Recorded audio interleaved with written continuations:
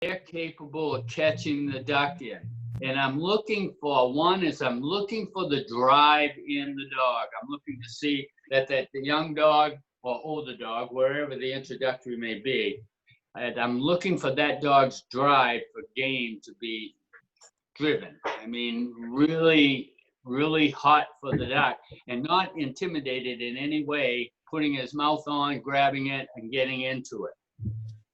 Once he's started doing that, and this is still on the small pond, I am going to start creating his want to go find it.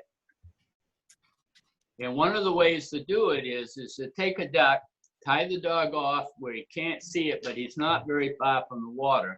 And you put that duck, you've seen him on the water now, and he chases it to beat the band. And the duck dives, he doesn't quit the chase, he searches around, he stays active. And I mean a really small pond, and even may get to the point where he's actually catching and retrieving ducks and doing it well. At that point, I will start his introduction to searching. Searching is getting him to want to go find something. It's like, take a little puppy, you let him find a bird, the bird flushes, it goes off into high grass, and then he wants to go look for it. Well, I use the same preference on the water. So I will have that duck tied off, the dog tied off, and I'll take the duck and tease him, and then I'll walk to the water and I'll throw it up in the air, and he may be able to see that duck in the air going into the water, but not where. Excuse me. At this point, he should be fired up. So what I do is I bring him to the water and I give him his release command, fetch or get it or whatever you use. But I'm not using any shot stimuluses at this point. And what I'm looking for is that young dog now, he just goes, he'll maybe run the bank, and then he'll jump in the water and go to the other side of the bank. He is now showing me that he wants to go find the duck. He wants to go out and get the duck. That drive for that duck is key to making the search and getting off the bank. I mean, you start forcing them to a line or forcing them to something, you may be dampening their desire. You want to be careful about that, because if you do, the want to go find is going to be depreciated. Thank God some of these dogs, they just come geared that way.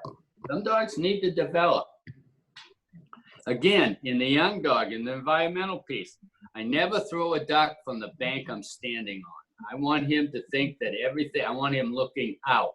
And even from the very beginning, I may put him on a stay, walk out through a couple of bumpers, walk back to him, but everything is out in front of him. Nothing is on the bank he's standing on. It's always on the opposite bank or it's out in the water. Now, this gets the dog to understand that he needs to go out. Now, if you're having problems in that, some of the training scenarios is step lines or cheaters, anything that gets him to understand that he is to go out and he is to run. When he goes out, he'll find scent. But you got to be careful. Never fail them. Don't put them into a situation you aren't prepared either to shoot the duck or assist it without. Don't be a hindrance. If he loses it, have a duck available that he can find. But don't be out teasing don't be a reference, because what's going to happen is you're going to create dependency.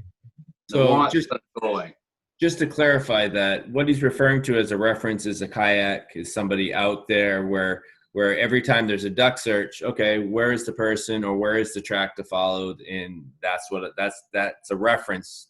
Without it, there's no duck out there. So if they fail, and you didn't have a reference, they lose trust in you, and then your duck search becomes, I'll go out for 3 minutes and then come back, and then you're going to tell me where it is, and then you're going to and then you're going to get into these little alteration things. You may tie the duck up. You may put it out there, let him see it, and have a second one out there for a resend, hopefully to send him out. But that sometimes depreciates the act. The thing is that I just can't express how important is to get the dog to want to search, to want to go find something. So do you think? Yeah, go ahead. And don't make it big. You be small and grow it. I mean, I know sometimes access to water is a problem, but yeah, you do a developmental dog and you're going to put them in the Merrimack Bay, you're making a big mistake, especially if the drive isn't there. Because now what you're going to do is you're going to see a dog, he'll run up, maybe run right to the edge of the vegetation and bounce off it, just like bouncing off a wall. You may have water places in the water where it goes from running to deep, and he may not cross. He'll bounce off that. They're just little environmental things that seems to set them back because the profile isn't correct when you start. Would that little pond in the field be too immature for the? No, it's actually a great little pond. Even against dogs, there's enough cover there for those ducks to get away that you can have quite a search in there. We did that. Right now, the water's up high pretty well. I mean, I haven't been there. I assume it is high from all the rain. And that was You made a great statement right there. There's enough vegetation for the duck to disappear. And every time the duck disappears, that drives the dogs want to go find it. And he leaves the track. And then when he gets it, and he gets back into chase, and then it dives again and disappears again. This is a growing want for getting it. And then eventually he just chews it up. It makes it so easy. When you get to that point in your trading, now it's time to expand. But usually what we do is we see it a few times, and then we try to throw them into an expansion, and especially on the disposition, the dog may drop down. Or he may have only limited search. In other words, he doesn't have the strength and independence to make that jump. Something to consider, it just jogged my memory when you said chew it up. For dogs that have their feet on land, if you're using water where the dog can run around, you'll see it, they'll point the duck and then they catch the duck and they're in cover, they think they're alone with the duck. You can run into issues there with the dog chewing on it. Personally, I don't mind running a collar. I'm kind of funny about running collars with water because there's always issues with that. But if the dog can put his feet on the ground, if there's going to be a chewing and the dog feels alone with the duck, it's going to show itself right there. Something to be aware of. And expect it. Yeah. I mean, the better dog trainer is a dog trainer that expects something to happen, is prepared to do it, to deal with it. And if that dog is on land and he can get around to it and you can get around to it, get over there, get into his shots. Don't allow that. Make sure you can see the picture. Say you can't, and that's where you need your collar. Yeah. You know? So what, is this because there's so much desire? You have so much desire in the duck search, and the dog is used to just grabbing that duck, that with that increased amount of desire that you may have that expression of chewing a duck up, whereas you wouldn't expect it in the field? Or is it because the dog thinks you can't get to it? Or what is causing a dog to be more apt to chew a duck up than to chew a chucker or a pheasant or something else up? Well, you think it's a drive-based activity, correct? Say what? Yeah. We drive our dogs up really high for the duck search.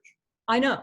But the dog is overly driven and he gets to the duck and he's like, I'm gonna kill this duck, or I'm going to, wait a minute, I'm alone and there's nobody around and I'm out at 300 yards. There's no proximity like there is you're right there in the field, in the duck drag, in your developmental work.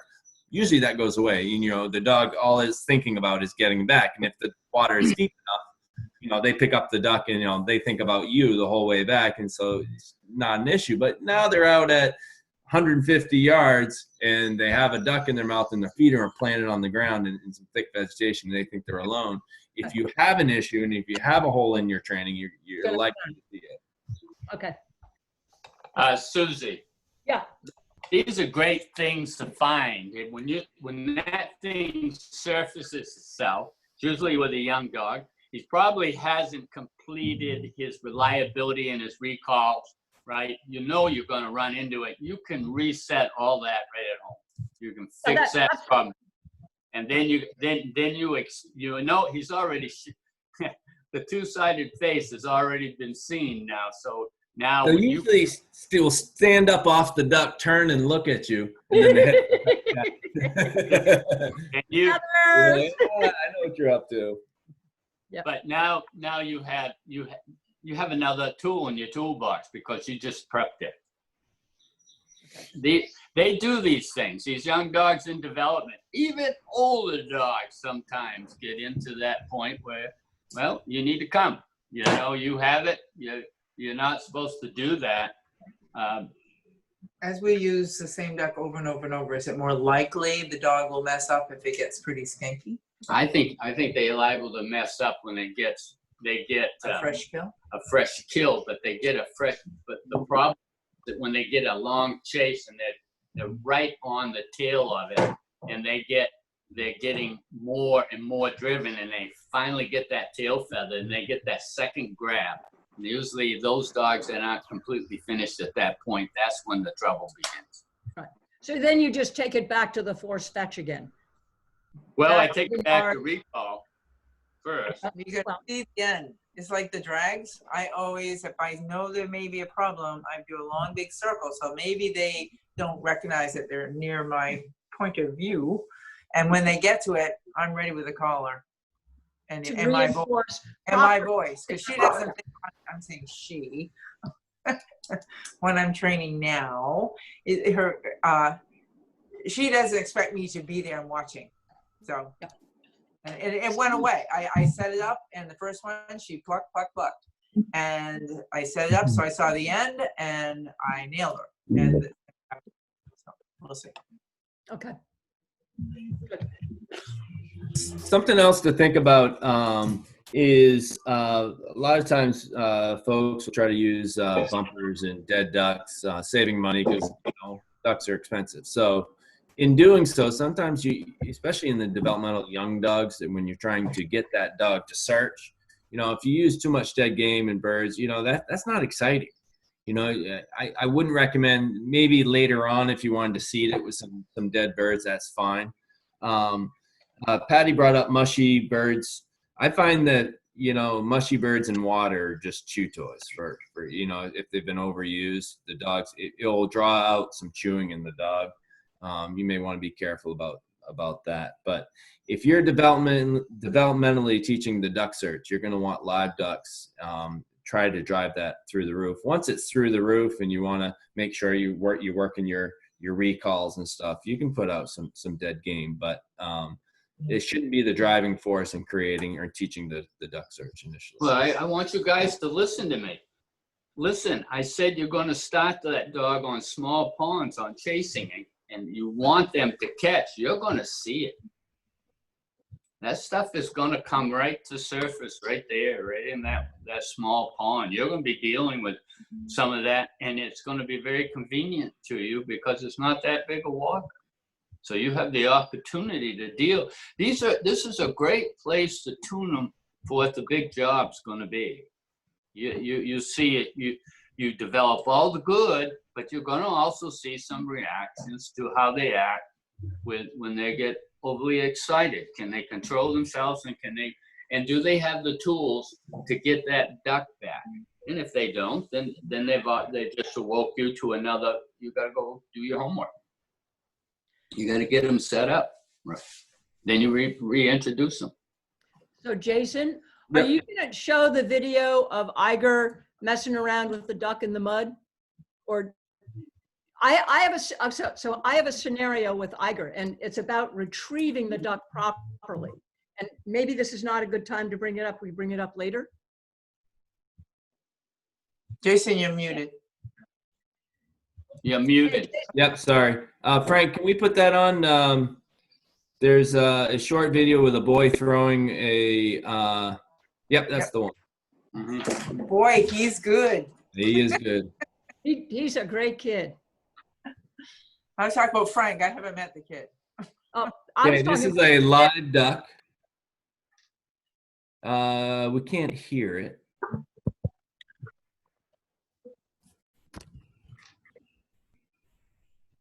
There was a very quality whoa at the begin, or a no at the beginning. Right. he came Okay, back. so yeah, if we play it one more time, I don't know if we can't hear it, but or I can't. Can you guys hear it? Susie, you can yell when you yelled. Whoa. Okay. So right, yeah, that was exactly it right there. Yeah. And the dog came back. So Tyler nicked the dog. He's in the back running the collar. And so the question I have for you, Susie, is why did you reward the dog then? I know you had other dogs. Why I let him go get it is because I was trying to demonstrate a pickup that he sometimes has with ducks that I don't like, and I'm trying to figure out how to correct it. But normally you wouldn't have sent for that retrieve. I don't know, Jason. I'm not sure. You want I me to don't- be honest with you? Yeah. I don't want to reward the dog with a retrieve. No. So let's say I am setting up a training thing where I am getting him to stay absolutely steady. Yep. Of course, I'm not going to let him have the retrieve. No, Okay, for gotcha. sure. But that wasn't the intention. And when you're with other people, you don't want to hold them up for long periods of time. So I just wanted to get to the chase as to what my issue was. So your issue is he likes to pick them up by the wings. So in this scenario, I'm not sure how he did, but if he's doing a duck chase, he will come back, and I'd say 75% of the time he'll have an entire wing in his mouth, but not the body of the duck. And he gets to shore, and what he was starting to do was to put it down, I think, to re-grip it, but it was almost like he was putting it down and he was trying to step on it, and then he's looking at the duck, and then it was almost like he was daring the duck to go. And like, I think I want to chase you some more. But I didn't know. See that? I don't mind that. That's fine, right? No, go back a little bit, Frank. Where he's messing around. Start at the pickup. If you go back right, we'll watch the whole thing. Watch, I think he actually grabs the wings. I think he looks for the wings to grab. Okay. So he has the duck right there. No, I'm wrong. Okay. No, he's regripping. He regripped right Now there. you gripped it right there. I don't have any issues with that. He's just gingerly grabbing it. His recall is kind of like, But Susie, at this point, makes a comment, nice grab, or something like that. So you were happy with his. I mean, like reward him for when he grabs it correctly. But what happens when he comes to shore? What happens now is I got on him for just having the wing, and putting it down. So now what he does is he won't put it down, and he comes all the way to me with just the wing in his mouth. I'll take that. And I really want to have him just like go for the body when he's out chasing it. But Can you wrap it? Can you duct tape that wing, the two wings, to the body? Yeah, but the thing is, and if I do that, he'll grab the body. Okay. But when it's a duck chase and the wings are going, he goes for the wing. Just do it, fix it in the yard. Don't fix it at that, what you're doing down there. Hey, Susie, Yeah. you ever heard of this statement? Sometimes when you attack a problem, the problem gets worse. Yeah. But if you praise the problem, sometimes the problem goes away. You mean like give him more confidence in the whole scenario? That's it. He's afraid to get in trouble, so he might have a loose grip. He ends up with slippage, grabs the Look at your wing. body language right there, Susie. I'm actually Watch it again. a good boy. Oh yeah, but to me you look like you better not drop that. All right. But what I'm trying to say, and it's a good point to bring up right now, is everybody trains perfect. In other words, every time you stand out there, you think that dog needs to come in. You're in a training environment. and all you do is you're constantly picking problems, and or you might be nicking them with your collars. You might drive them with excitedness. Drive them back. Get them to want to get back to you. The faster, the better. Upbeat things. Be excited. The dog looks at you. If he starts prancing out, pulling out, but geez, if you start banging them, they get slower, their heads go down, the drops get worse. It just is just a depressing thing to watch. But So beat them in, drive them in. In this situation, Susie, you're fighting two battles. One, you're trying to get a dog steady. So you stole the attitude, which you would, for the dog breaking. So normally you wouldn't have given that retrieve. But if that was clean at the beginning and you would have said, fetch, and dragged, good boy, and he went in and he just lunged and grabbed that duck, and then you encouraged him back, he's saying that extra drive is they're going to stop being tentative. They're going to come in full bore and grab the center of that duck, and it will clean it using praise. It will clean you up on the way back. And that's drive based. So when this is an obedience activity, yep. but the drive and the concerns, if you're stealing drive from the dog, you're going to get that tentative retrieve. Okay. Well, I'll tell you even worse than that. I wouldn't even have paid attention to that. I can stop breaking, but I want to, if I'm fixing that drive package to come in. All right, you broke, that's good. Now I'm going to make that, I don't want to sour that retrieve. That wasn't the time. Whoa, get back. No, just let them break.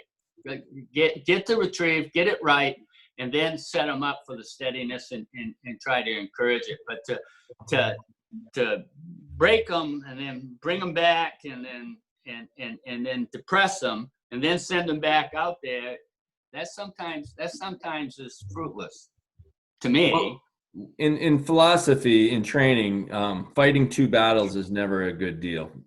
If you have two battles, then you take it. If you're steadiness, then you just work the steadiness somewhere else. If it's retrieving, then you put that somewhere else. But when you're fighting two battles, things get really mucky. So separate you can't steal from Peter to pay Paul. Yeah. Separate the battles and choose the battle individually and just work on that. Okay. Yeah, that's perfect. Okay. Good video, Susie. Thank you for sharing that, Susie. I do have another question. Oh yeah, let's go. Okay, so this was we were doing it off of, facing sort of, what is that, west, or anyway, we weren't doing it in the usual place where we send ducks for duck searches. And what happened is with both Gaia and Iger, they went out and the ducks, I don't know, a couple of the ducks were, I think the tide was coming in really hard and fast. And I think some of those ducks got in there and they just departed. They just were, because it wasn't a whole lot of it wasn't deep vegetation, and one of them dove and just disappeared. So, but the dogs went out and they're searching, and then they kept going further and further and further. And now we're into 10 minutes. And I'm going like, other people want to train, and what should I do? Call the dog back? And then I'm going like, so I don't know if there's even any ducks out there for them to find. So when the dog, they were way out there and then casting way over to the left. And I'm going like, now what do I do? So is it okay to call a dog back in after a lovely 12, 15-minute search and just praise the hell out of them? And you've got two different age dogs here, right? You got a 5-year-old, a 6-year-old, and a 2-year-old. And a 6-year-old, 2-year-old. I think there'd be different answers. These guys will answer it, but it'd be different answers for each dog. Okay. My 2 cents worth. I don't like a dog to fail no matter what. So if it was me putting out a duck for a win, I wouldn't put myself in a situation where my dog could fail. I would try to set it up where there's always a win somehow. So you get a dog out, put a duck out, call the dog in, they find the duck and they come. And that's where that's when she found the muskrat. Yeah. Yeah. Hey, a muskrat's a win. That's right. Proud. She was very proud. Yeah. Okay. Okay. So just always have, even if the dog sees you going out with it, or just get it out there and let them come back with something. They're not going to see me throw it, but I'll be out there and try to slip it in and kind of sit there, and the dog kind of will come to me and check me out, and then there's nothing. I let the dog sneak off, and then I'll slip the duck in and kind of back out of the situation. Okay, so even if so the dog's way out, and then, is starting to turn. If the dog's way out, I want them to find it way out. So that I'll probably be out there with them. Okay, so then you just. I don't want them to find things close. If they're out there thinking there's ducks out there, why not? I'll slip it in there. So don't call them in and have the duck close by. Go out. No, I don't want to teach them there's anything here. It's always out there. Okay. Okay, good point. Susie, when I was talking in the beginning, what was the first thing that I told you was a must for these dogs? Desire. Win. Success. Never set them up for those failures. In other words, have the equipment necessary to get the job done. And so, especially Mary Mean Bay, someone can stand up on that bluff and say the dog's gone left, quick. Susie, you had how many people training that day? So we had Tyler and Craig, myself. Put all your ducks out. I had 3 ducks out. Oh. And Iger found one, but what he found 2, but the first one that he found dove, and we never saw that duck again. And Did you tape the ducks? What? Did you tape them? The feet were taped. Oh, okay. Yeah. But what I think happened is it was right close to where that where the river comes in or goes out, and they got into the main tide was really strong, and I think what it did is it dove and it got in the current and just went with the tide. How do you tape them? Wait, see, are you taping this way? You're taping this way, so you leave a gap so they can flap, or you put them together? I don't do this. I do this. Yeah. Okay, so you have them apart. What should I do? So there's 2 ways that, depending on the dog. If it's a developmental dog, I want them apart because I want them to be able to dive and get a big chase. And there's if I have multiple ducks out, personally, I like to have them together. But hey, I think my father likes to have them apart. But I want to win every time. So that they can flap, but they're not going to be able to go far like this. Okay, so then That's the just dog my has cut at a it. greater chance. The duck is pretty close to where you put it if it's It doesn't go far. okay, especially if If you have a pond, unlike Mary Meaning Bay, which is like endless. You don't have to worry about it. Yeah. So it's the early stuff start where they're going to win. okay. If by chance you have a situation like that, Susie, too, sometimes winning isn't always that bad, as long as the interaction you have with the dog when it comes back is successful. You praise them, you say, wow, that was a nice try. You know what I mean? They're not coming back and feeling, all right, I failed mom, and mom's making me feel bad or trying to push me back out for another. Sometimes if it's the situation is messed up, I think it's more important that the dog feels confident when he gets back to you and wanting back. He came back, and he's asking for help. If he's asking for help, take him away, set up an easier process, and then get him to win, But if you haven't got that available to you, you messed up, at least when he hit the bank, you should be confident with him, and he should understand you're happy. Well, okay, so here's the other question. When the dog is like way the frig out there and you have not put any ducks in that section at all, and your dog is searching and searching, and you're feeling like, why not, is it okay to call them in and just say, good dog, great, rather than have the dog search longer and get tired and just come back? Well, Susie, you got a dog searching that big, that strong, and that well. I would not be worrying about the success. However, and I think that coming to your command, test day, he's done a good job. You call him, he comes back in. It's a plus. Okay. But Susie, the next event, the next scenario you should have a success. Like Jason says, make sure they're taken well. I mean, if you start having rolling effect of Yeah, that's good. not catching the ducks, which was what I had with Raven. You know, first duck was open water at Merrymeeting Bay, ever. And then as the summer went on, I noticed that she depreciated. So I became part of her duck search. And like we said at the beginning, like in Jason, the kayak, the person, don't be out there because they're going to think you're part of the duck search. Yeah, and if you see that drive depreciating, back up. Success. You got to have success. Back up, get easier, or get smaller water. Keep that drive. But 1 or 2 times of the dog not finding a duck, you can call him in, praise the hell out of him, good job, but just try the next time to make it easier for them to have success. What I like to do is, if that's the case, they'll sit on shore and watch another dog do a duck search. Yeah, That's a good one too. Yeah. So then, so then they know, okay, it was me. It wasn't not that it wasn't out there. It's out there. If you have that kind of option, then you have another Yeah. duck available to you. I would be doing a speed work retrieve right when he comes back. I'd be chucking the duck out there and then get a retrieve off him, and then I tell him how happy I was that he did it, and that would not depreciate. I disagree. Because then you're talking what Jason is building on is if you do that, then the dog's going to come back expecting that retrieve and the appreciation. I don't want the dog to ever to find anything where I'm at or on the shore. And that's what's tough on clinic days is a lot of times we have a lot of ducks that swim back to shore. You can't help it. And the dogs will find. I don't really personally like to train on clinic days just because You're talking about a dog is driven. But we're talking about a utility dog too. This is a finished utility dog. Yeah. Okay. You're not talking about a developmental situation now. And usually if I've got a finished gun dog like that, especially one I've been hunting over, that's not a big deal. But I even think your puppy, Susie, your 2-year-old is also driven to do the same thing, right? Oh, yes. He's going to go just as big as his mom. And he does. Yeah. So, you have a good problem. There's many people listening, or some people that probably are not having that big water search problem.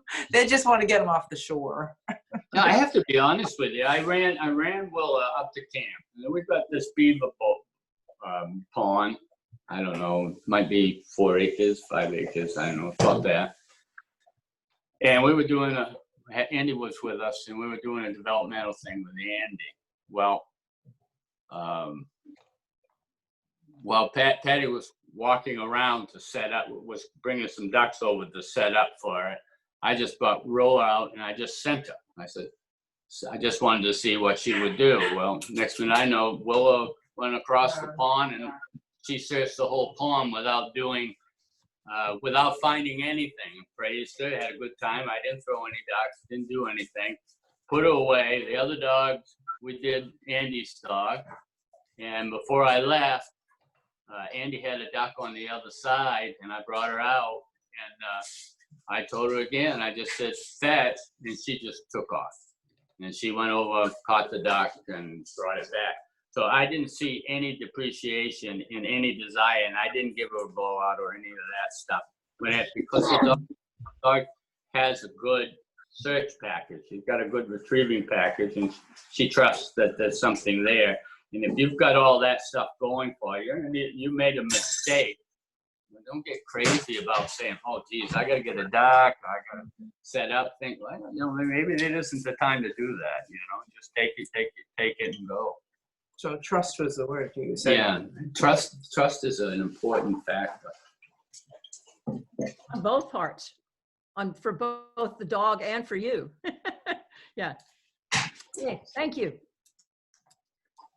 Other people. Jason, you're muted. We still can't hear you, Jason. Jason. You're muted. Okay. Nope. Oh, I'm sorry. A couple other things I would just wanted to bop in real quick would be what I was responding initially was the resend work. Make sure that you have plenty of ducks out there. Like Susie said, that trust in your duck search is, without it, you don't have a resend. So you need to make sure you work that the dog always understands when you send it, they're going to get a win out And the other couple things was, one is kayak scent. In the test, you may have a kayak with a duck, you know, all kinds of scent around the shoreline. And so it's not, don't train in sterile environments. You're going to want that scent around, so the dog, even though there's scent there by you, you know, the dog understands that the ducks are still out there, even though there's scent there. Another thing I work on is, and I see it all the time, and it's a mistake a lot of people make, and you shouldn't do it, especially when you first send your dog, is after you fire that shot and that dog goes, if the dog goes on the shot, say nothing. You know, your priority right then, like we talked about before, there's not two battles you're in. The priority at that moment is the dog's duck search. So just let him go. You can deal with the steadiness somewhere else. When the dog goes, do not turn around and go put your gun on shore. Stay facing where you want the dog to go. I see it all the time where the handler, boom, the dog goes. You know, they're just so confident that the dog's going to go.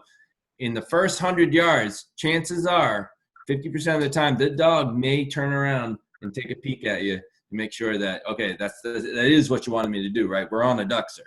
So you have to paint that picture so the dog's long gone. So don't turn around and go put your gun down or go get organized or talk to your buddy beside you. It's absolutely the wrong time in that first couple minutes. Let the dog get way out so you're not a factor, and then put your gun down.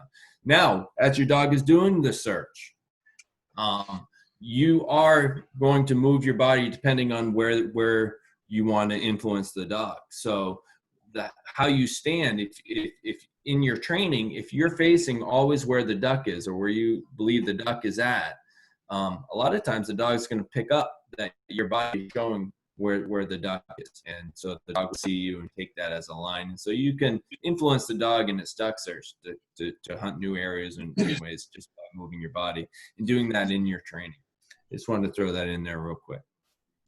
They're training. Excuse me, real quick. Jason, as far as the shotgun, don't open it either, because that shell will go pop and land on a rock. Exactly. So if you have a break open, that while the dog's going, they're going to see something fly out of your gun, and then you're picking something up. It just can really screw things up. Yeah, and especially remember it during test day. That's a great place. Don't break your gun out. Don't break that shell out of that gun. Stay put till you think that dog is out. You'll know when the dog is out and he's now in act. The first 50, 60 yards, they're just kind of swimming.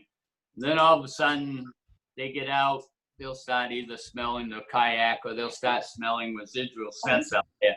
And then their swim, the head won't be so high. The head will go down on the water, and they'll have a more honest attitude as to where they're going. And that if you want to break, and usually when I break the gun, I won't let that ejector go. I break it, I open it, and I keep my hand against the ejector so it doesn't pop.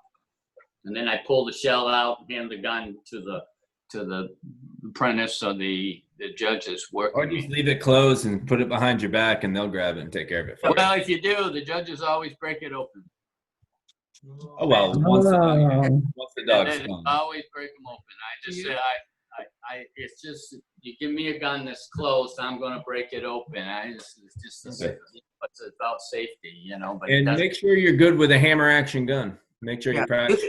Ask your chapter to let you borrow the gun for overnight and put it on your pillow. Practice. That's right. When they give you a direction, no matter where the direction, you know it isn't the right direction. But if they're going to tell you to send it in a particular direction, some people shoot it straight up in the air. I like shooting it just like I was shooting it. And I'll fire that shot, and if there's a echo, I will send the dog on the echo. Yeah, interesting. Just an idea. And on Merriming Bay, there will be an echo. There will be an echo. Well, it is. It's a long way off. Right. See, the reason I do it, it's real simple. One is I put it on the water because the shot screen, the sound screen is going out across the water. So then the dog will focus at it. And then all of a sudden there's a sound comes back. So it's just I'm hoping he understands that, hey, this is the sound. That's where everything is. Go get it. All right. Does anyone, I don't see anything in the chats. If you guys have any more questions about that, jump in right here, right now. Otherwise, we're on to healing. So listen up, Joe Wadley.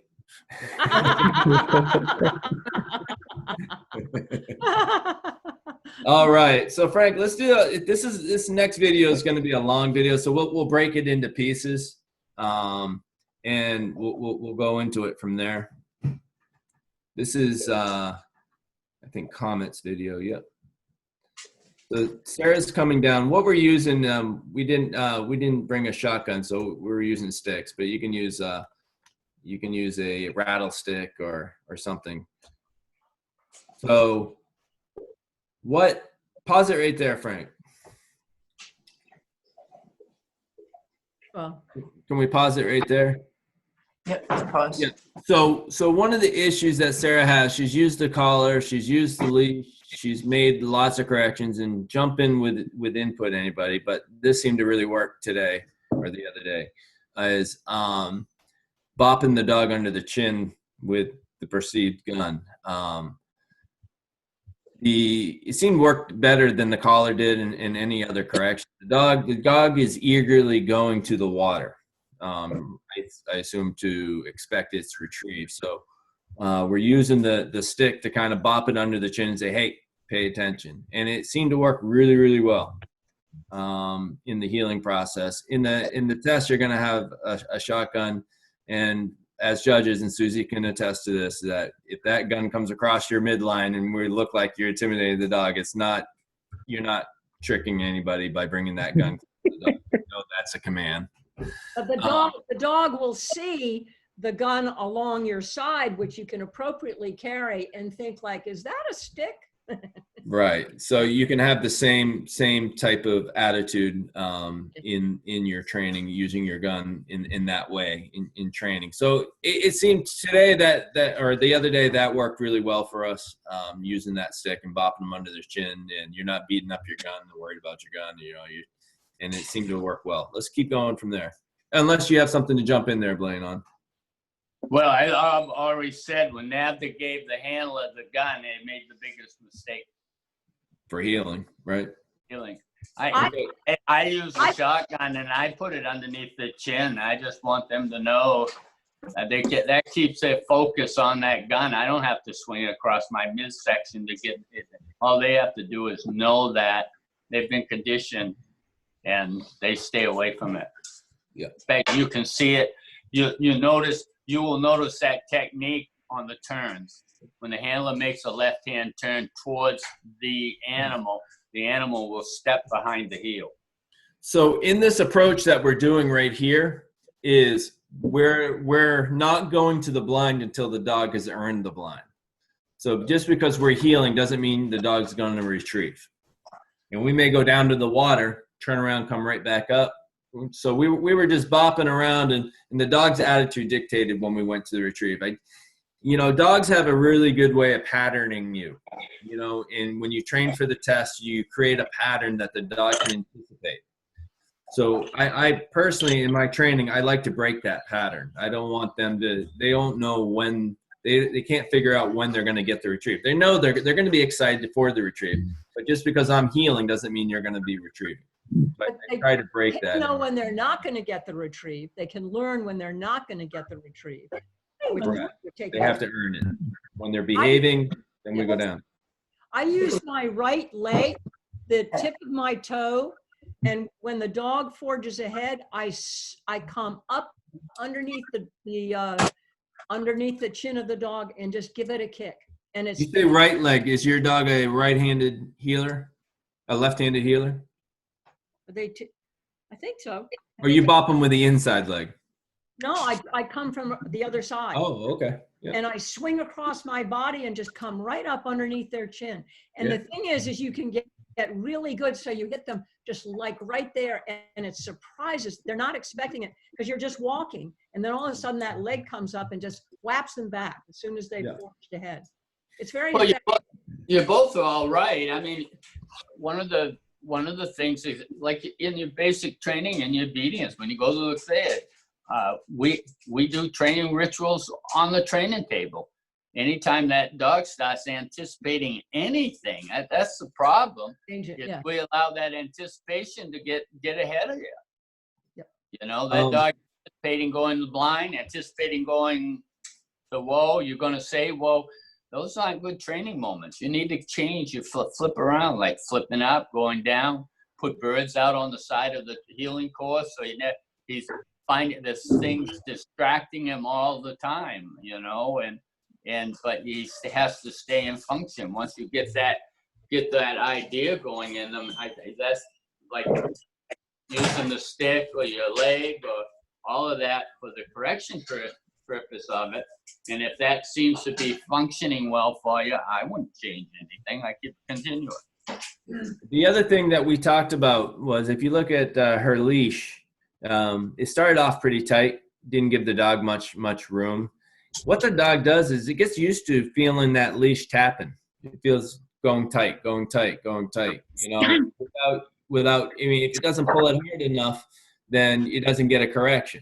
So I don't like the dog to feel anything as far as the leash goes. So I have a nice big loop so I can correct and see all the dog's mistakes. I don't want to prevent it from making any mistakes because then you're preventing learning. Let's keep going. This is a long video. Yeah, but Bump ahead. I I have a- just noticed I have a one comment. thing. Do you see Okay. the position? You have that picture on right now. Do you see where that dog is located on her? Already lunging. That dog is taking her to the blind, even though it's staying back. Let's watch it. That dog Thanks. is Let's leading play. her. I think you'll see it right here. That's pretty good right there. Okay, now, no, She's going to turn. She's not going to the blind. She's going to bop around a little bit. She may go to the blind and then leave the blind. but she's that dog is not healing. That dog is leading her. It's to the front, and what it's doing is it's thoughts in front of the thought is in front of the leg. You need the dog to be in back of the leg. In other words, his leading edge needs Just pause to it be, right there, Frank. his leading edge needs to be to your calf, the back of your calf. That way his head would be just slightly to your side. If he's there, you will be leading him. Anything beyond that gets worse and it grows itself. So once they understand to follow you or lag in a sense, that lagging is better than forging. Lunging. Yep. Years ago, Nancy had a problem with the dog healing, and Patty had her pinch the dog just ahead of the rear leg. I call it the Patty Carter pinch, and it works great. The dog anticipates that hand coming back, and she Oh, it works great. Yeah, it worked on me, Bill. whatever it takes, Blaine. I'll say with Comet, it didn't work. I pinched and pinched, collared, smacked him, nothing worked. But that was the first day I tried the chin, and that made a lot of progress with the. Yeah. Good. The I mean, only you thing have that to really keep trying- made him get in you have line to with try healing. things, Sarah, till you figure out what works for your dog. But Sarah, focus on pushing that leading edge back of your calf Yeah. and not allowing it to go any. Keep it Yeah. back there. I think in your practicing, if you practice where you want him, there's going to be a battle. He is going to try to pump it up, but using that technique, I think you push him behind you and he starts understanding that follow, you're going to see a big change in his That would be great, because it's like I feel like what I was doing there was like taking the improvement rather than making him be where I really wanted him to be. I was like glad he wasn't lunging, but I didn't like that he was ahead of me. I could feel it, that I was like, oh no, at any moment he might just do that big lunge again. So. And did you notice yourself when he does it, you have this tendency to pick your step up or pick your pace up? It pushes I faster. can see it on the video. I haven't been videoed before, so it's really, I can see all this happening. You saw that. Hey, Frank, let's back up to the beginning. We're at 1 minute, 7 seconds. So let's go back at the beginning. We can watch that real quick.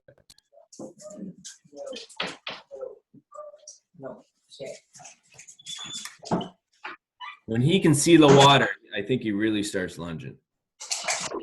I think he's lunging there, actually. Yep. I can't even see him. Oh, he's There out he there. goes, right here. Yeah. There. Right Yeah, he's almost a full body ahead of you. Yeah, see, he's leading you now.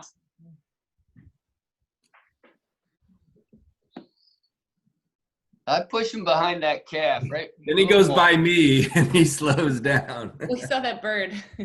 Oh, okay. He started to go for the bird, but new Oh, bird. gotcha.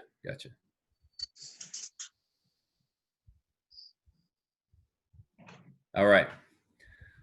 So yeah, you can see that, Sarah, where he's still lunging, and you didn't correct it. Right.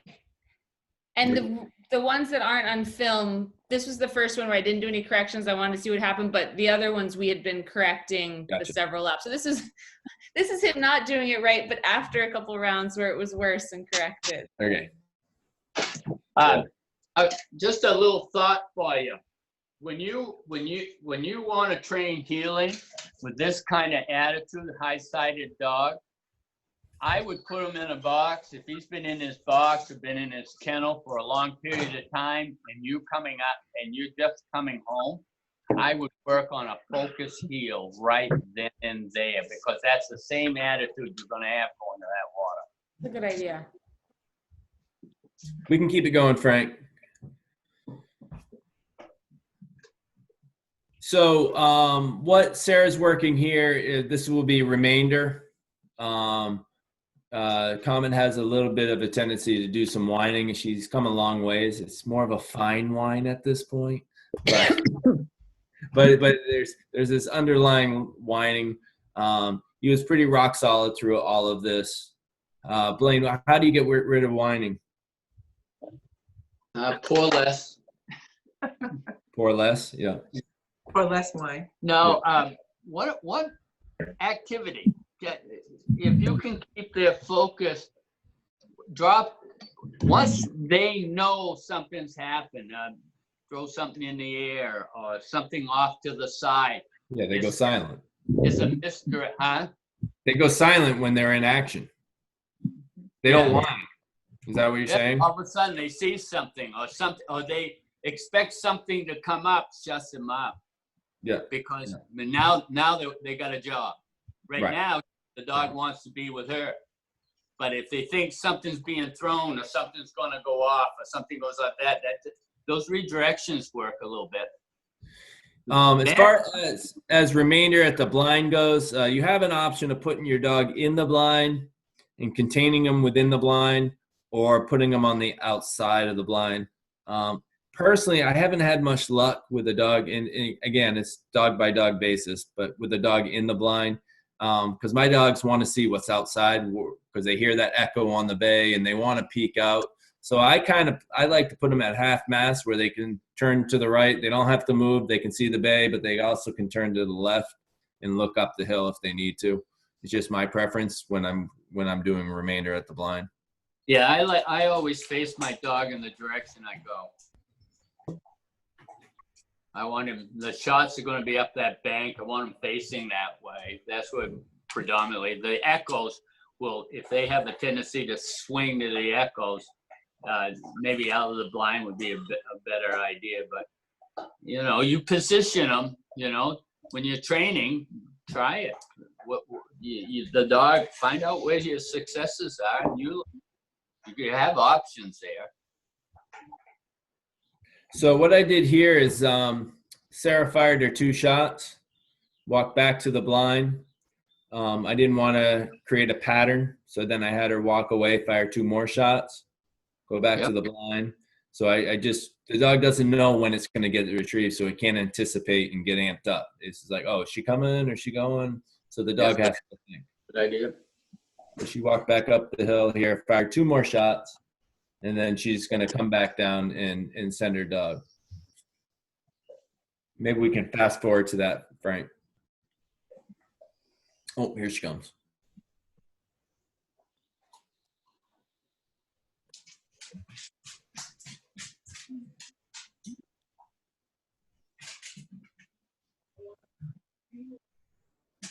I think you can, oh wait. Yeah, you had me even walk away again, Jason. Oh, did I have you walk Yeah, away you again? fast forward Yeah. because you just wanted to mess with him even further. Yeah, probably fire a couple of shots. Yeah. Really want to solidify his head in that if you're going to break, I'm going to give you every opportunity to do it so I can correct it. If you're going to be steady, and we did the same thing with his pointing. We walked the bird literally all the way back between his feet. You know, I want to give the dog the opportunity. If it's going to make a mistake, if it's thinking about taking out, well, make that choice. I can deal with it.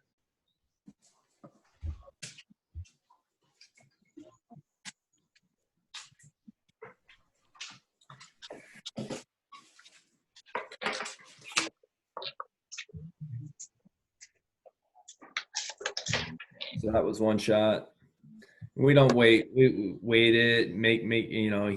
Calm them down. Take your time. Slow it down. Don't hurry anything. There's another shot.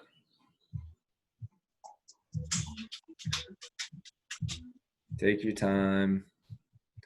Throw the duck. I think I'm gonna throw it here in a second. Oh, I already threw the duck. I had to walk it out. It was low tide. Yeah, and it's alive and flapping in front of him right now. Yeah, so he's amped up, so this was perfect. So he was watching the duck flap around in the water. I came back. He's being patient. He's doing good.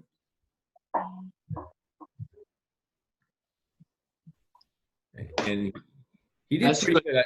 Yeah, go ahead. That's good training. Anytime you have an impatient dog and you elongate it like that, Jason, that's good training. Yeah. That's good for him because he's patient. So did he go out? I can't tell. Not yet. No, I think you were really making me make him. That's so mean. Who does that? Yeah, I don't think he's gone yet. I think I'm about. So another part of There it you would go, be, there you go. yeah, I'd lean down. I'd rub my dog, tell them they're okay, mess with my head, mess with what I have on, you know, just make the dog patient. There's no cues that I do that mean set. I don't have a pattern. I don't have a dog has to wait. But here's the retrieve.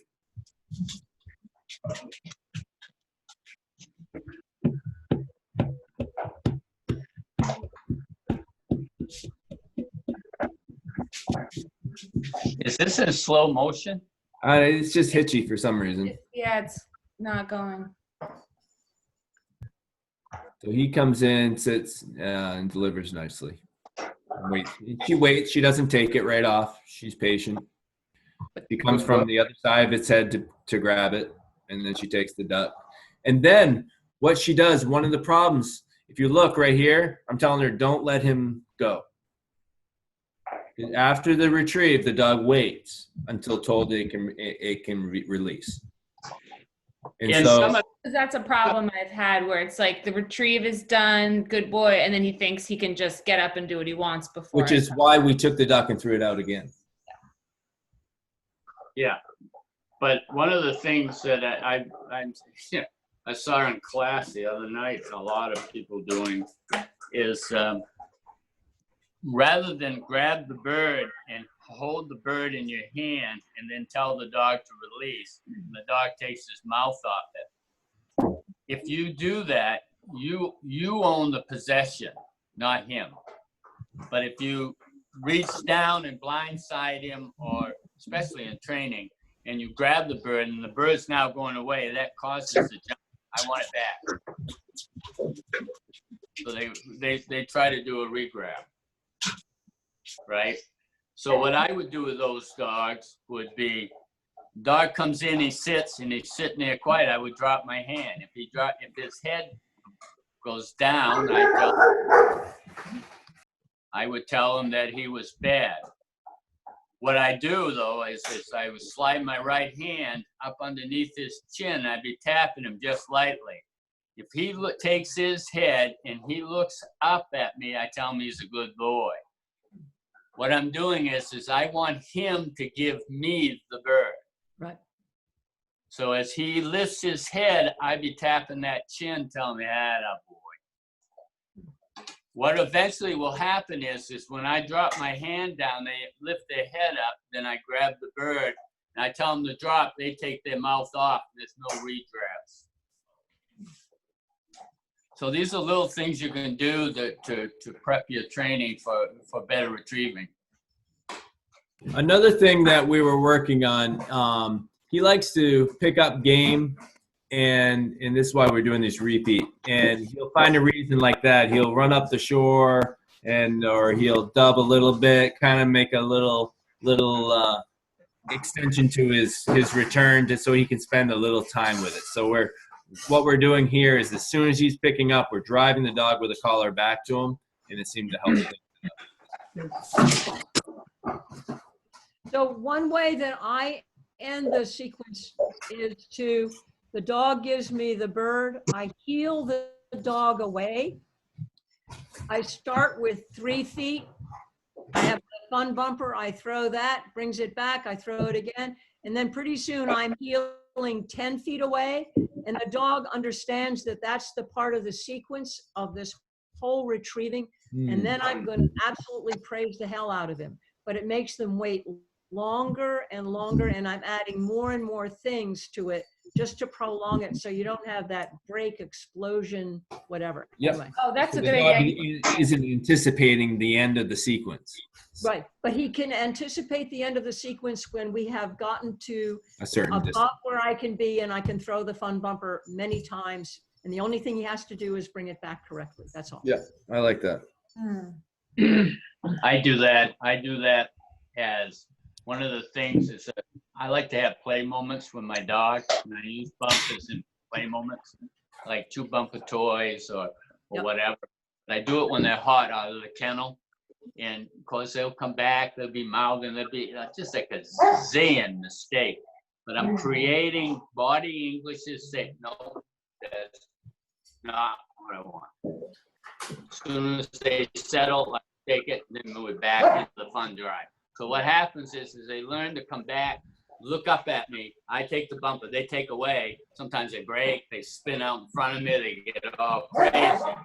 But the finished retrieve, and I like doing it when they're most excited. I want that excited attitude, and then teach them how to cope with it, or cope with me anyway, and kind of create this little rapport. And that seems to work for me very well as well. Great. Food for thought.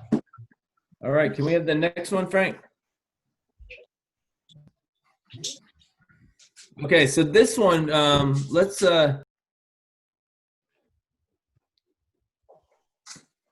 That. This is What is that? that's one It's of those. Oh.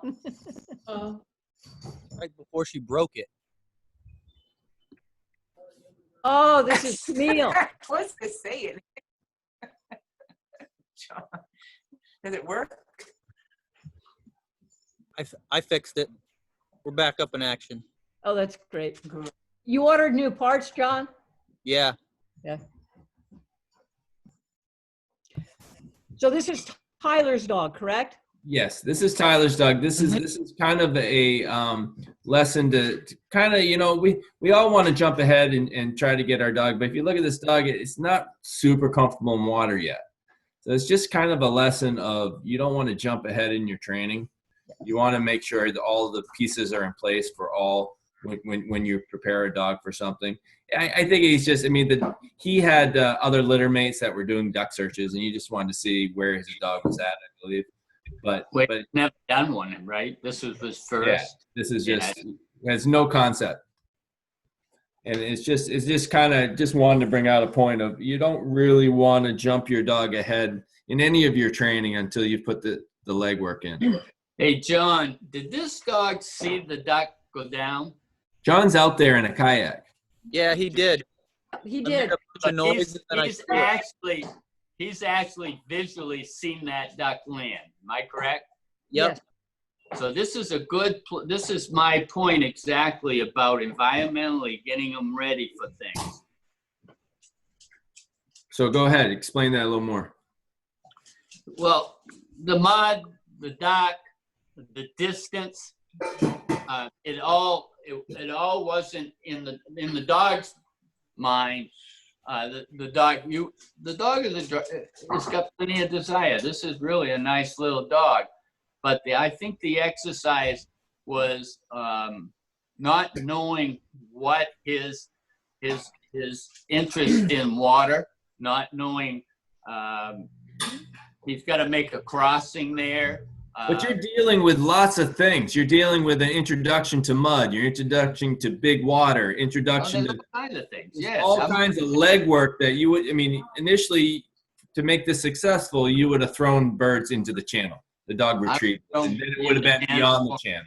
Side of the channel. Long marks on land, long marks on water. There's a lot of introductory. You need a strong dog, a strong swimming dog. So maybe look at that. you need duck chases. You need that small pond, real small pond, where the dog is guaranteed to get right behind the duck and just chase. Then, yeah, I would go to something like that. You know, once the dog is a strong swimmer, has that exposure, is powering out. You've done the duck chases where the dog is just beside itself to get out there. Then it makes sense to the dog. But, you know, jumping ahead, you know, it's just kind of, he's trying to get his dog to do a duck search, but he's commanding, and if you look right here, he's giving lots of hand signals, go, go, go, trying to encourage him to cross that water because he knows that dog goes across, and I think it does. Once that dog crosses the water, then it's on. Because he has a mark, and here it is. Yep. Perfect. Yeah, So you have John's standing up now doing some kind of thing. The dog sees him. And yeah, the kayak. You see the kayak out there. But if we talked earlier, we talked about this exact situation. What is the picture? This video. Is painting that there's a duck out with a dude in his kayak. So that's the picture. And it's not really where you want the picture to be. You know, you want them to believe that there's a duck out there. And once there is, you know, you would remove this person. But, you know, now what's happening is the dog doesn't have a finished retrieve. So now the dog's eating the duck. And then the duck flaps and gets into the water, and then he eats it some more. Now he's leaving it, checking out John. John's saying, hey, go fetch it up. Jump in here, John, if I'm not painting the right picture. Nope, Tyler obviously talked to you because you got it. Either that or you can really narrate well. Yeah. So I mean, so he doesn't have a finished retrieve on ducks. He hasn't done that legwork yet. He's about midway through his force work. And so there's just so many problems in one scenario. There's no way for this dog to succeed. And in your training, you know, your foundational philosophies in your training is success breeds success. So here's John throws it out to the channel, builds it up, and now the dog's just gonna try to catch it. When it does, it's just gonna have kind of dinner there, you know, just kind of munch on it for a little bit. It's not anything that's good for this dog. So we have to give Tyler credit on his end of it. That job was for not losing it and creating problems, which could easily happen. Right. But right now the dog is defeathering the duck. Again, Tyler's probably dying.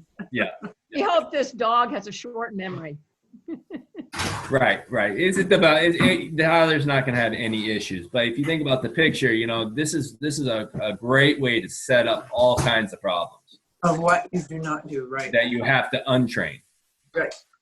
Yeah. But this is why these Zoom meetings are good, because we put ourselves out there for you to tell us what we should be doing. So it's Right. They are excellent videos. But I want everybody to look at something.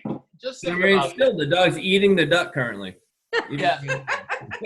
Hasn't stopped. That I was dog trying to is get over right there. now, he was hungry. Yeah. Just slightly Probably hungry. wasn't fed. Yeah. Yeah. And You know, it was deep. I wasn't going to wade through it. he brought it back to John. Yeah. Well, okay. We'll call that a win. I took it then. John, are you saying what do you want me to do? No, I was saying, Tyler, he's eating the duck. And Tyler was going, well, I see that as well. That I'm trying to get to him.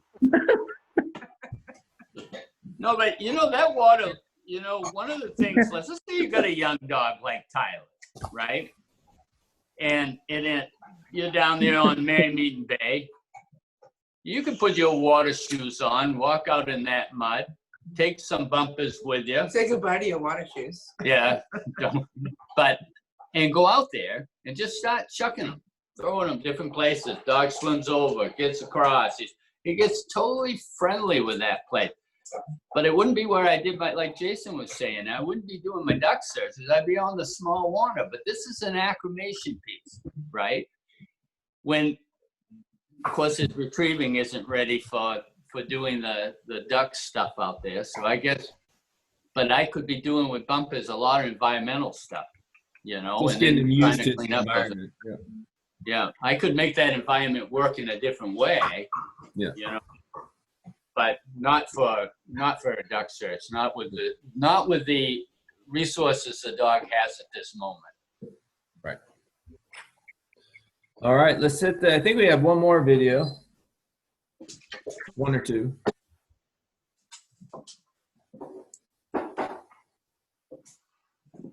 So this is, I believe, Ron with Jax.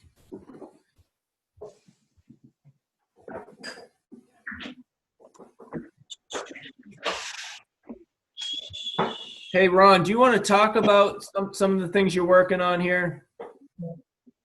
Some of your issues and maybe what we were working on? You gotta hit your mute button. Yeah. His biggest issues he has is, in my mind, is whining, and he likes to pop his rear end up when he hears gunshots. So Blaine, his do you steadiness in the tolerate that blind. in your remainder? Do you let them sit up, or is that a correction? That's a correction for me anytime I fire a gun. And if he's in a sitting position and I fire a gun or fire a launcher and he sits up, I correct immediately. Yeah, I do as well. All right, so he went away. He fired his 2 shots. The whining is improving all the time. It's just one of those things he has to work on, and he's doing better. And Ron's done a great job. He's put a lot of work into. So that whining is dissipating simply from perseverance, you know, just putting enough time in and getting the dog exposed enough to the situation where it becomes understandable to the dog and not so exciting. So you're gonna love this retrieve. You gotta watch this retrieve. Oh, he loves it. Come on now. He did this during duck season. I took Ron. We went duck hunting, and we had about a 4-foot blind that he like jumped, cleared over. He doesn't go around blinds, does he? He cleared it. No, he clears them. He jumps over them. Oh yeah, he doesn't know how to go around a blind. He jumps directly right over the top of him. Wish we had this in slow motion. So what we're doing here is, again, just like Sarah, we're just drawing out it. Just, you know, if he has impatience, you know, we're firing shots, we're waiting. When he settles, he goes, okay, there he goes over the blind, hits the channel, and that is well, you can't see it, but he went about 5 feet on his side, skipping across the mud. Yep. He's a very excitable retrieve. Blew right, he had mud in his eyes, so he flew right behind the gun. Now he finds it. And Ron goes out to the water's edge, and I go, why are you going out to the water's edge? We want you to actually be stepping backwards to make it more difficult, so the dog has to navigate up over the rocks. So he comes back deep into the blind. I was actually trying to give him a place to sit. Jumps over the blind again. He jumped over the blind. Yes, he did. Yeah. Nothing's going to get in my moose's way. Yeah.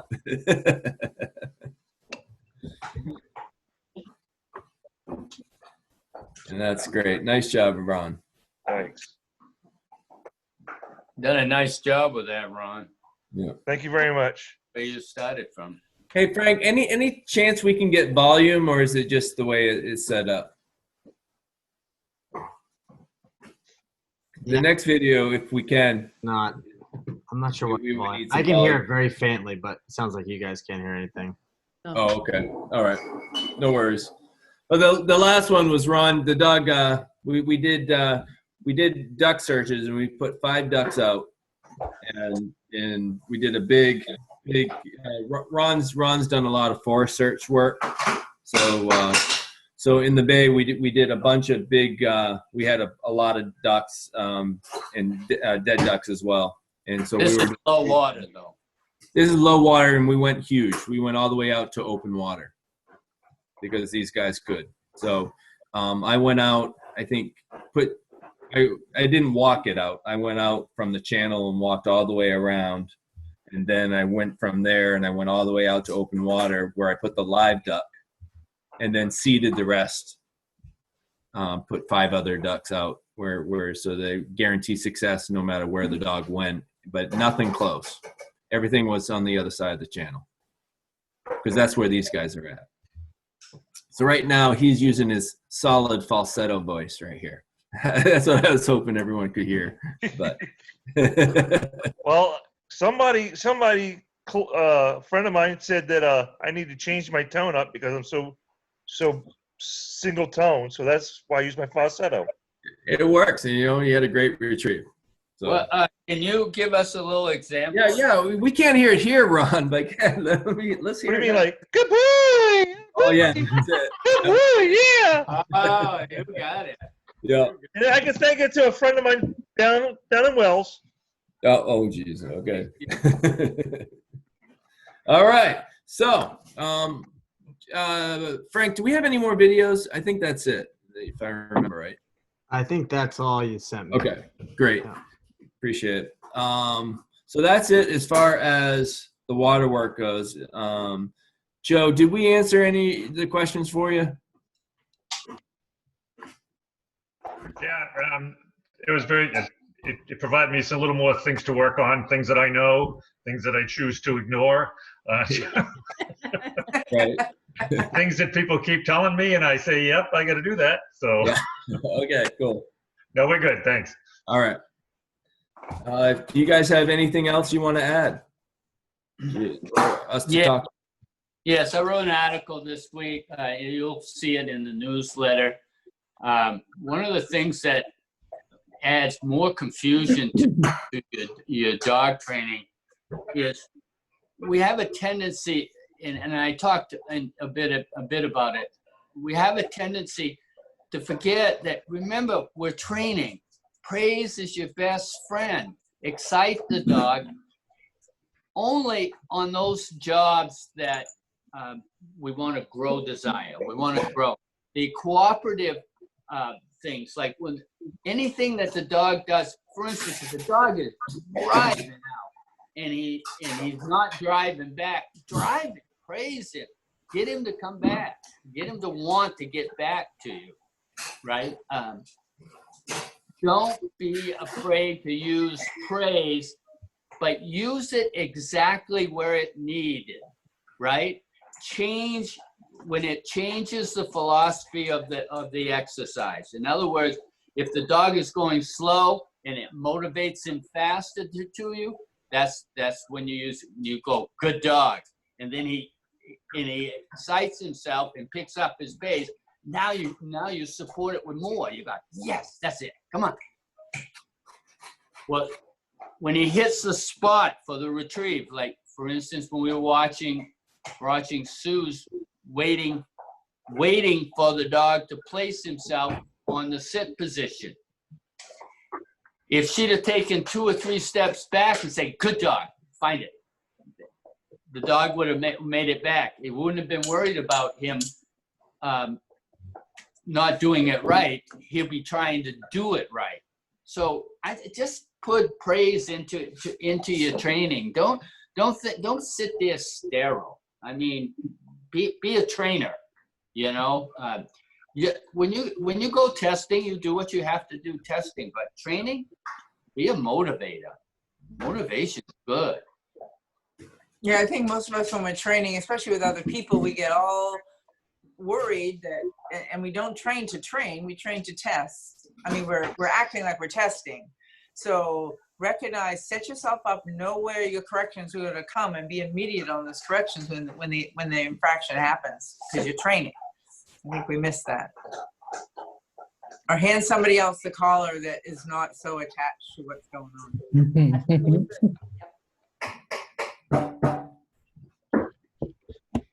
All right. Good. Hey, Bill, you got any questions? Yes, sir. You had to do that. You had to do that, didn't you? This is how we All right, end shoot. all our wonderful Zoom meetings. All I said was, yes, sir. I don't see any humor in that, really. It's the anticipation of the question, He's Bill. getting his list out. Okay, I followed the instructions on the track for last week, that we discussed last week, and the dog took off like a shot, and she got to the bird right away. It was about a 100-yard track, and I noticed she didn't come out to the mode area right away, and she was in there, and I could see her mouthing the bird. And I ran down as fast as I could to get there, and she was playing with the bird and chewing it, and then she came to me, but she was really crunching on it. And the day before, she had delivered a chucker to me that had been shot, and it was like perfect. There wasn't a scratch on it or anything. She came right, delivered it right to heel, which was really good. But anyway, this was so, I don't understand this behavior, and I wanted to remember or reiterate, or have you go over it again as far as how to correct it when they start to really hard mouth the bird. And it was a live bird at the time, so she killed the bird. So are we talking, you did an NA track. Yes. Okay, the dog got to it, and this dog is been forced and it's finished retrieves? No. So Oh. you probably want to go down it on a lead, get your point, and not try to avoid having your dog catch it altogether, correct? Yeah, what I did last time was I actually had it in a little cat cage, Yeah. and so that the dog could get there, but it could not get the bird. Yeah. And this time we did it in the field, and I didn't do that, and she got the bird. But the day before, she was holding birds and being very gentle with the birds. I wouldn't. I mean, the dog is at a developmental level where you don't have your force. You haven't done the retrieving work where it's not going to crunch. It probably hasn't caught many, has it? No, she's never caught a bird before. Right. So she finally caught it, and we're not going to deal with hard mouthing. You want to deal with pointing. No, you want to teach the dog to come. Want to bring it to you. I'd pick the bird up, throw it, and then start going the other direction, and then I'd be praising the crap out of it for coming to me. Well, she came to me, and as soon as I called her, she came out of the brush and started coming to me. Good. You know, Good. she was still mouthing the bird. But that's I'm you're saying- talking about utility with the mouthing stuff. Because we haven't done any retrieving work. The dog doesn't know how to retrieve. Oh, yes, she does. She's been retrieving for weeks from the water and Retrieving from game? No, just bumpers. Right. So this is the first time she had game in her mouth. So she's excited about it. And the best thing you can do, if you have a good recall and a good relationship with the dog, is just encourage it to come back with it and be, hey, we're going, take it. So the dog has to make a decision. Am I going to leave it? If it has enough prey drive and excitement, it's going like, oh, well, I'm not going to leave it, but I want to be with you. So I'll take it and bring it to you. And at least, and then you can turn at the last second and kind of grab it from the dog. And Yeah. She picked Bill, up- you ever see the puppies when they first get their birds? And they sit there and they mouth and mouth and mouth, and you say, come. There's nothing happened. But all of a sudden, you take a walk away from them, and you leave, all of a sudden they look at you, and then they go pick a little bit, and they look at you, and then all of a sudden there's this magic distance, they get away, they say, oh, well. And then sometimes they'll run towards you and then turn right around and run back, get another bite of the bird. And then they start picking it up, and the next minute, they come running with you. Well, what you're doing is you're teaching the dog, you get the birds, you bring the birds to me. Right? And you make it exciting. So the dog runs by. He hasn't brought it to you. He ends up running by you. Okay, So I'll go back. now Let me go the back other up. direction again. Let me And then back up. eventually what he does is but you're teaching him that when I get something, Dad, I bring it back. It's good. Let me back up. About 6 weeks ago, I had a dead pheasant that I dragged, and she got to it, and she picked it up, and I called her, and she brought it to me. And then On Friday, we shot a bird. She picked it up and she brought it right to me. Okay, right to heel. And she has handled dead birds without a problem at all. In fact, This one caught. This one's alive. This one she caught. Mhm. It wasn't dead. This one she caught. This is hers. She owns it. And your corporation piece isn't in place. When I called her, she came. So I was running. I saw her not coming out of the brush with it. I could see her with her head down, and she tends to mouth the bird anyway, even when it's dead, because she picks it up and moves it around in her mouth, and then drops it, and then picks it up again, and then but she delivers it and to heal, but it's not damaged in any way. It's perfect. So this bird was by herself, like Jason described earlier, where nobody's looking at her and she can't see me, and so she's all alone with the bird, and that's what she did it. Yep. And she'll do it again. So how do you correct that again? We discussed it last week at length. I usually take dead game. I do little drag sessions with them. Jason likes to have them point, which is a good point. But with young developmental dogs, when they have game, I understand. You can watch puppies play and they get a toy and they don't want to share. They play keep away. They do all kinds of things.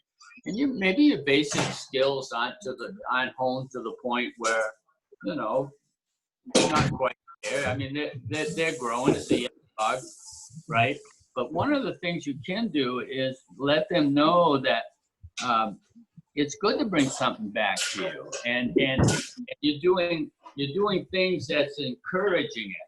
And then when they get real good at it, but you don't take it away, you throw it again, you play the game, you keep playing the game, and then finally they say, "Oh, this game isn't bad. I picked it up. I bring it home.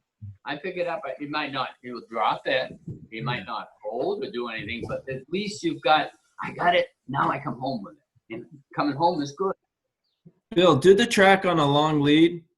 Well, number one, personally, I wouldn't encourage the catch at the end. I would try to get the point. But if a catch happens, you're there with a long lead. And what you do is you tug on the lead and they have to make a choice. They can't play keep away. So they're going to have to come in, and if they want the bird, they'll bring it with them. Yeah, all the other training has been done on a long lead. Yeah. And this is the first live bird she caught by herself. Which is fine because if you think about the attachment of scent, that dog wanting to attach to scent, that catching the game and believing she can catch game at the end of that track, the dog did not want to leave that track. They'll attach to that. But, you want to increase the opportunities for that dog to point, because if you had a problem in the field with pointing, you could get it in your tracking. So she points very well. Great. And she probably initially pointed that. And if she did, I would have said, whoa, and tried to get involved in that. I mean, she's brought cripples back without a scratch on them. And so I was very surprised to see her do this with the bird, because she's handled. Did you scold her? What? Did you yell at her for it? Yeah. Oh, yes, I did. No, I don't know that I would have done that. I don't think you caused any permanent damage, but I wouldn't, because she doesn't understand to bring back. Well, I mean, you said you've done a little bit of legwork with dead game to do it. I just would be afraid to discourage the track, How old is she? About 8 months. How do you guys feel about using chuckers for tracking when you're teaching the dog to point the chuckers as well? Isn't that creating a confusion? You're asking the dog to do two functions on the same scent at this point, at 8 months of age. Why not use the chucker for pointing and a pheasant for drag? They don't have any pheasants. How about using a dead squirrel or something else that's scent? And what you're asking, you're teaching the dog to track no matter what it is. But it just seems to be very confusing for a young dog to be asking it to track and to point. You're going to have the dog do the both at some point. But at this point, it seems to me you'd want the dog to point chucker. You don't want them necessarily tracking and then coming to the end and thinking they can get it. So Well, the next anyway. track is going to be on a lead, so a long lead. So when she gets to the end, she's going to have to point and not grab the bird. I'm not going to let her grab the bird. Okay.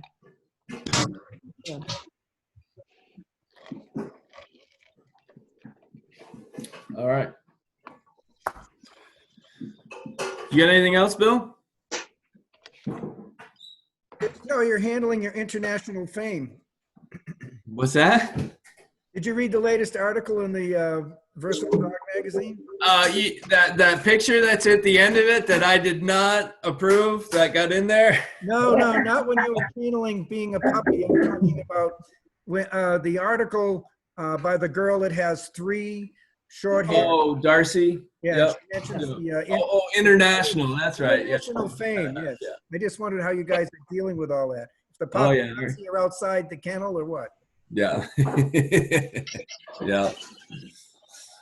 Oh. But if we don't have any more questions, I think that's it. Jump in there with a question. Yep. Thank you very much, and we'll see you next week. All right. Thank you, everybody, for joining us. And next week will be NA. Thank you, Jason. Thanks, Jason. Thank All you, right. Jason. See ya. Have a Thank good you, week, Frank. everyone. Thank you. Jason. Later. Videos, right, Jay? Looking for videos? What's that? We can look for videos for next week, maybe? Yeah, if anyone has any videos or any problems, tape them. If you know, don't feel, it opens up, those were great videos to open up All discussion. good questions. Yep. Thanks. And Thank you. Give me a call if you have anything. thanks to Goki for the tip on tying strings to the chuckers, because they get away and they don't get shot or whatever. It's real easy to catch them with that 10-foot string and then use them. There you go.